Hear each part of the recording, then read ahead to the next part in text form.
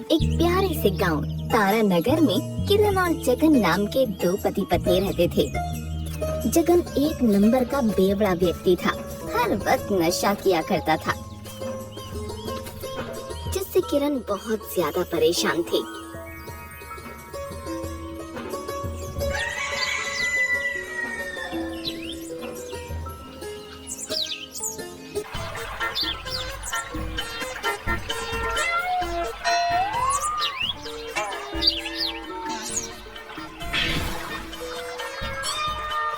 पीले पीले हो मेरे राजा, पीले पीले हो मोरे जानी। अरे जगन है मेरा नाम, रोज पीना है मेरा काम। अरे ड्रिंका चिक्का हे भगवान, पता नहीं ये बेवड़ा आदमी इस वक्त कहाँ होगा। अगर हाथ लग जाए ना तो आज इसका सारा नशा उतार दूंगी।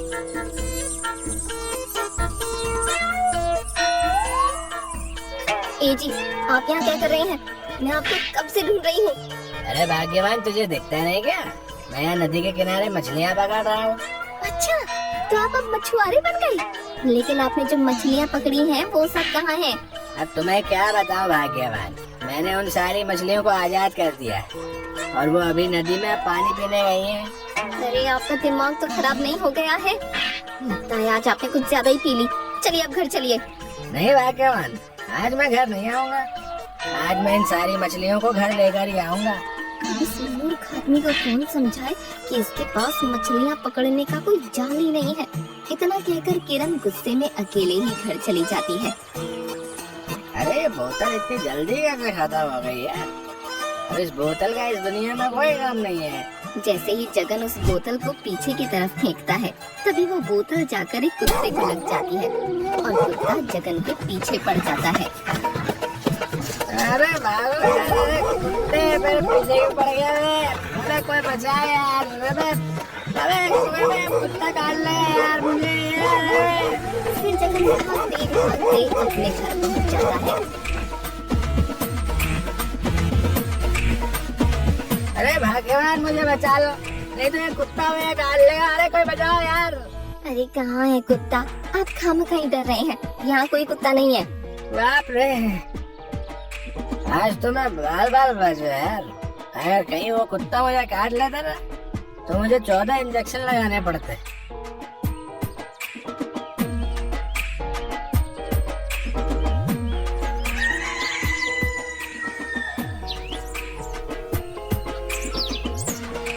ए जी उठिए, देखिए तो सूरज सर पर चढ़ाया है और आप है कि उठने का नाम ही नहीं ले रहे हैं।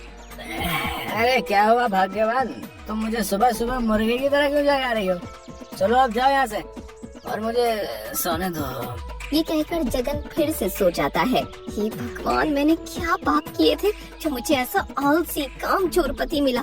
बस दिन भर सोते रहता है। किरण जगन को बहुत जगाती है, लेकिन जगन उठता ही नहीं है। लगता है ये ऐसे नहीं मानेंगे, अब भी टेढ़ी उंगली से ही निकालना होगा। अरे कोई बचाओ। अरे किरण, ये तुम क्या कर रही हो? मुझे बहुत तेज लग रही है। अरे किरण, मुझे छोड़ दो। बहुत हो गया आपका रोज रोज का, मैं अब आपको और नहीं झेल सकती। काम धंधा कुछ करते नहीं है जिससे हमें 2 वक्त का खाना नसीब हो जाए। अब जाइए और कुछ कमा कर लाइए। और हाँ, पैसों के बिना इस घर में कदम मत रख देना। अरे भाग्यवान, तुम चिंता क्यों करती हो? देखना, एक दिन हम दोनों बहुत अमीर हो जाएंगे और सारी दुनिया हमारी जय जयकार करेगी यार। तेवर तो ऐसे दिखाते हैं जैसे खुद अंबानी के बेटे हो। अब जाइए और जाकर कुछ कमा कर लाइए, नहीं तो आज आपकी खैर नहीं। फिर किरण गुस्से में जगन को घर से निकाल देती है। अरे अब मैं क्या करूं? मुझे तो कुछ काम भी नहीं आता और एक तो ऊपर से ये किरण ने भी मुझे घर से निकाल दिया है। ये ऊपर वाले, अब तो ही कुछ रास्ता दिखा। जगन रास्ते से जा ही रहा होता है कि तभी उसे एक वैद्य जी की दुकान दिखाई देती है। अरे वाह, ये तो वैद्य जी की दुकान है। यहाँ कुछ काम मांग कर देखता हूँ, हो सकता है वैद्य जी मुझे कुछ काम दे दें।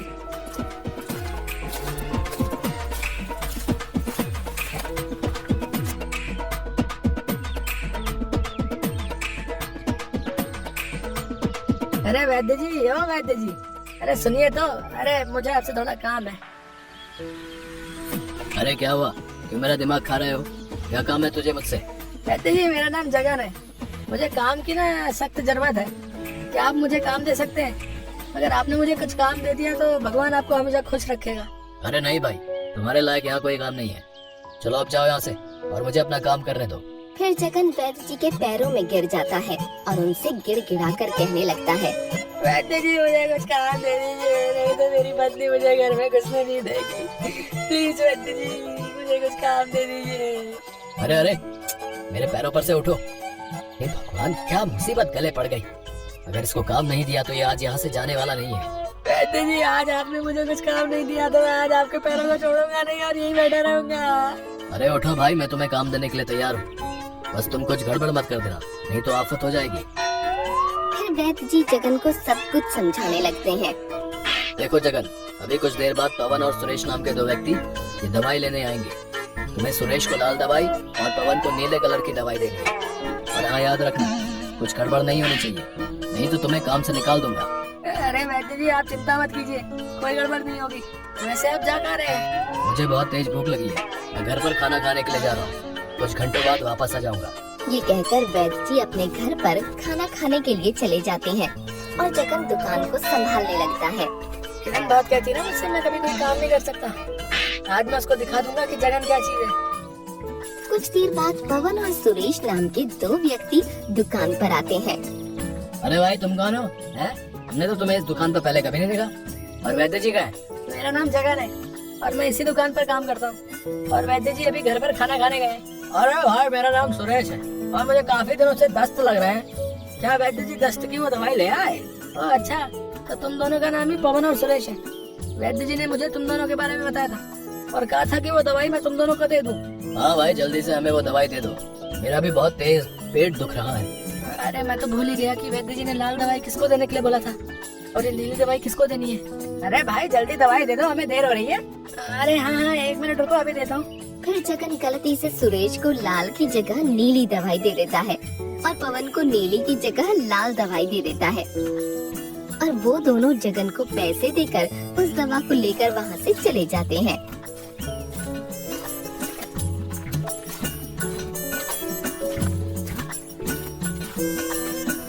अरे ओ जगन, क्या सुरेश और पवन यहाँ दवाई लेने आए थे? हाँ वैद्य जी, मैंने उनको दवाई दे भी दी। ये लीजिए उन दवाइयों के पैसे। अरे वाह, मुझे ऐसा लगता है कि तू जल्द ही मेरी तरह एक सच्चा और अच्छा वैद्य बन जाएगा। हाँ वैद्य जी, आप देखना मैं जल्दी ही सारा काम सीख लूंगा।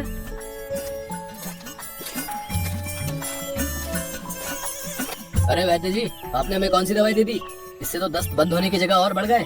और मेरा तो केवल पेट ही दुख रहा था, अब तो उल्टी और दस्त दोनों चालू होगा। पवन और सुरेश की बात सुनकर वैद्य जी को बहुत ज्यादा डर लगता है और फिर वो डरते हुए जगन से कहते हैं, क्यों रे जगन, तूने इनको कौन सी कलर की दवाई दी थी? मैंने तुझे कहा था ना कि सुरेश को लाल दवाई और पवन को नीली दवाई देनी है। मुझे माफ कर दीजिए वैद्य जी, मैंने गलती से इनको गलत दवाई दे दी। कृपा करके मुझे माफ कर दीजिए, मुझसे बहुत बड़ी गलती हो गई।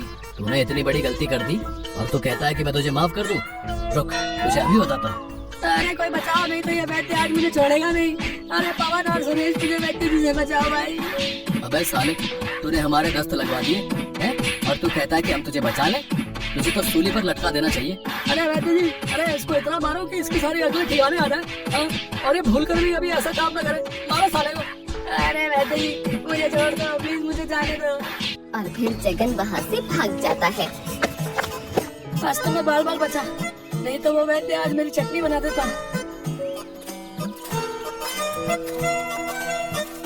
अरे भाई जरा हटना, मुझे इस पेड़ पर चढ़ना है। अरे भाई पेड़ पर तो मैं तुम्हें चढ़ जाने दूंगा, लेकिन तुम पेड़ पर चढ़कर करोगे क्या? अरे तुम्हें इस पेड़ पर लगा इतना बड़ा मधुमक्खी का छत्ता नहीं दिख रहा है क्या? बस मुझे इसी छत्ते को तोड़ना है। तो तुम इस छत्ते का अचार डालोगे क्या? अगर तुम्हें कहीं मधुमक्खियों ने काट लिया तो तुम्हें मोटू राम बना देंगे काट काट के। अरे नहीं भाई, इस छत्ते में मधुमक्खियाँ नहीं है। मैंने कल ही सारी मधुमक्खियों को भगा दिया था और आज मैं इसका शहद लेने आया हूँ। अच्छा भाई ये बताओ कि तुम इस शहद का करोगे क्या? इस शहद को मैं बाजार में बेचूंगा, जिससे मुझे बहुत ही अच्छे पैसे मिलेंगे और मेरे घर का खर्च आराम से चल जाएगा। अरे भाई ये तो एकदम लल्लन टॉप आइडिया है। अब से मैं भी मधुमक्खी के छत्ते में हाथ डालकर बहुत सारा शहद निकाल कर उसे बाजार में बेच दूंगा। फिर जगन एक ऐसे पेड़ को ढूंढने लगता है जिस पर मधुमक्खी का छत्ता लगा हो और कुछ देर बाद उसे एक पेड़ दिखाई देता है। अरे वाह, इस पेड़ पर कितना बड़ा मधुमक्खी का छत्ता लगा है। अगर मैंने इस छत्ते में से शहद निकाल लिया ना तो मेरी भी अच्छी कमाई हो जाएगी। जैसे ही जगन छत्ते को तोड़ने के लिए उस पेड़ पर चढ़ता है, तभी उसके पास बहुत सारी मधुमक्खियाँ आ जाती हैं। अरे बाप रे, अरे ये मधुमक्खियाँ कहाँ से आ गई? अरे कोई मुझे इन मधुमक्खियों से बचाओ। अरे राम, अरे मेरी तो कमर ही टूट गई। काट लिया। अरे मम्मी रे, अरे पापा रे, अरे मामा रे, अरे फूफा रे, अरे कोई तो बचाओ रे। जगन को कई सारी मधुमक्खियाँ काट लेती हैं और जगन भागते अपने घर पहुँच जाता है। अरे किरण, जल्दी से दरवाजा और खिड़की बंद करो, नहीं तो आज कयामत आ जाएगी। अरे क्या हुआ जी, आप इतने घबराए हुए क्यों हैं? और आप मुझे दरवाजे और खिड़कियाँ बंद करने के लिए क्यों कह रहे हैं? अरे पहले बंद तो करो, मैं तुम्हें सब बताता हूँ। लो, अब तो मैंने दरवाजे और खिड़कियाँ भी बंद कर दी। अब बताइए आखिर क्या बात है? फिर जगन ने किरण को मधुमक्खी के छत्ते वाली सारी बात बताई। ए जी, आपको ये भी पता नहीं चला कि उस छत्ते में बहुत सारी मधुमक्खियाँ हैं? हाँ? यहाँ उन मधुमक्खियों ने मेरा काट काट कर तेल निकाल दिया और तुम्हें हंसी आ रही है। अरे हंसू नहीं तो और क्या करूं? आप काम ही ऐसा करके आए हैं जिसको सुनकर मेरी तो हंसी ही बंद नहीं हो रही। जगन और किरण आपस में बात कर ही रहे होते हैं कि तभी तेज हवाएं चलने लगती हैं और घर की खिड़की दरवाजे खुल जाते हैं और सारी मधुमक्खियाँ घर के अंदर घुस जाती हैं। अरे किरण भागो, ये मधुमक्खियाँ तो फिर आ गई। लगता है आज ही हमारा पीछा नहीं छोड़ने वाली। ए जी, आप भी ना किस मुसीबत को घर ले आए? अब ये मधुमक्खियाँ हमें छोड़ेंगी नहीं। अरे कोई बचाओ, नहीं तो मधुमक्खियाँ हमें छोड़ेंगी नहीं। हे भगवान, कैसा पति दिया है तूने मुझे? इनसे एक काम तो ढंग से होता नहीं। अरे कोई हमें इन मधुमक्खियों से बचाओ।